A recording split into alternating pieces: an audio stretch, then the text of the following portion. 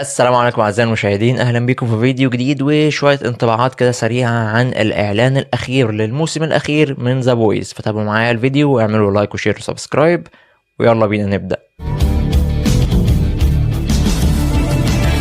بعد موسم رابع كان ضعيف نوعا ما كانش أفضل حاجة موجودة وما كانش أفضل مواسم المسلسل. نقطة القوة الأساسية اللي كانت موجودة فيه بس كانت هي النهاية اللي كانت قوية جدا، ونهاية الموسم الرابع دي هي أفضل تقديم للموسم الخامس اللي مش هنحتاج فيه أي نوع من أنواع التقديمات، وهنعوز إن احنا ندخل في صلب القصة على طول.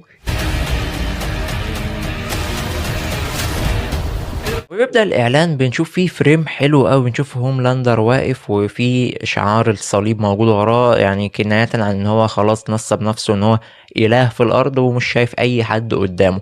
نفوذه بقى أقوى من الأول وهيمنته سيطرته والأمور بقت على المكشوف خلاص، اللي هو أنا يا جماعة أقوى مخلوق موجود ومحدش فيكم هيعرف يعمل لي حاجة. ولكن شفنا في الموسم اللي فات إن هو بيعاني من مشكلة، إن هو دلوقتي بيكبر في السن، فلازم يلاقي حل للمشكلة دي عشان يقدر ان هو يمارس طغيانه اللي يستمر بقى لمئات السنين، محدش يقدر يقوله انت بتعمل ايه فيهم. عشان كده هو مش كامل، هو ناقصه حاجة واحدة بس عشان يكون كامل، وهو انه يكون شخص خالد ما بيموتش او ما بيكبرش في السن. فان هو ما يموتش دي حاجة هو ما يقدرش يتحكم فيها، ولكن ان هو ما يكبرش في السن دي اللي ليها حل موجود، وده اللي بيتمثل في النقطة المحورية اللي هتمثل الصراع الأساسي اللي موجود معانا في الموسم الخامس، وهو محاولات هوملاندر للحصول على مركب V1 اللي شفناه في مسلسل جين في، وشفنا سايفر لما كان واخده وكان ما بيكبرش في السن. فلو هوملاندر قدر ان هو يتحصل على المركب ده هيقدر ان هو يعيش لمدة طويلة جدا، يبقى كده القضاء عليه شيء شبه مستحيل. شوف بعد كده فريق ذا بويز اللي موجود وتقريبا هو شبه كامل ما فيهمش اي حد ناقص، وهنا بالنسبة لي في نقطة هي سلبية شوية.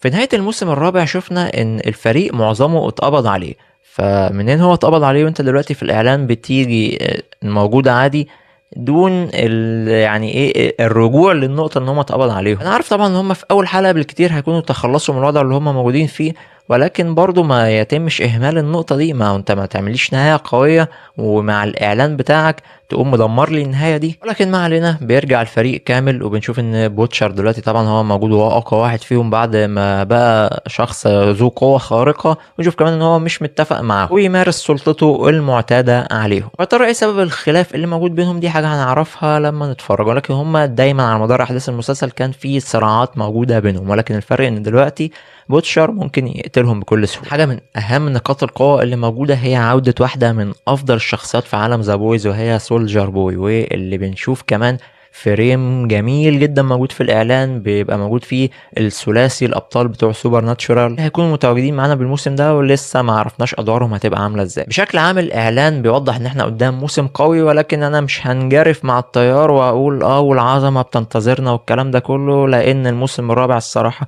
مستواه كان ضعيف، والموسم الخامس انا لغايه دلوقتي مش متشجع له عشان حاسس ان هو ممكن يبقى زي الموسم الرابع ونفس مستواه ويعمل لك نهايه قويه وخلاص ويقفل على كده، والناس تشوف النهايه القويه تنسى باقي الاحداث اللي كانت اي كلام في النص. ولكن مش هنستبق الاحداث، هو نازل الشهر الجاي فهنشوف ونشوف بقى احداثه هتبقى عامله ازاي، خصوصا ان هو الموسم الاخير اللي مش هيبقى فيه حاجه منه بعد كده. وبس كده اعزائي المشاهدين، خلص فيديو النهارده. ما تنسوش تدعموني وتعملوا لايك وشير وتاكدوا ان انتم مشتركين في القناه ومفعلين الجرس عشان يوصلكم كل جديد، واشوفكم تاني في فيديوهات جايه كتير ان شاء الله.